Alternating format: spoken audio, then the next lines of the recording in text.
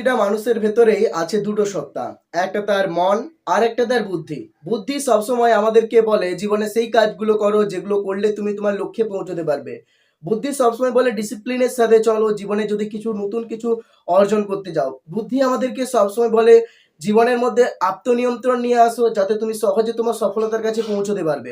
আর অন্যদিকে মন আমাদেরকে সবসময় বলে যে ইনস্ট্যান্ট প্লেজারের দিকে ঝুঁকো। মন সবসময় আমাদেরকে সেই সব কাজে নিযুক্ত করায় যেগুলো থেকে আমরা ক্ষণিকের জন্য আরাম পাই, যেগুলো থেকে আমরা আনন্দ পাই, কিন্তু তার পরিবর্তে আমাদের জীবনে যে কত বড় ক্ষতি হয়ে যাচ্ছে সেটা কিন্তু মন দেখে না।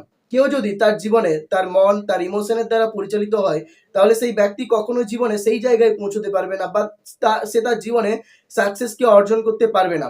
জীবনে সফলতার পথে যখন আমরা হাঁটছি তখন আমাদেরকে সবসময় চলতে হবে ইন্টেলেকচুয়ালিটির দ্বারা, কিন্তু সবসময় সেটা সম্ভব হয় না। অনেক সময় কোনো কাজ করার আগে আমাদের মনের মধ্যে দ্বন্দ্ব চলতে থাকে, মন এবং ইন্টেলেকচুয়ালিটি।